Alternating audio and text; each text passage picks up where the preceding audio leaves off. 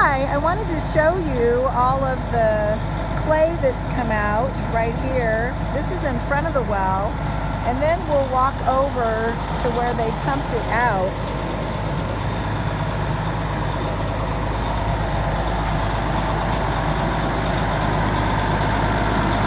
It's a little messy.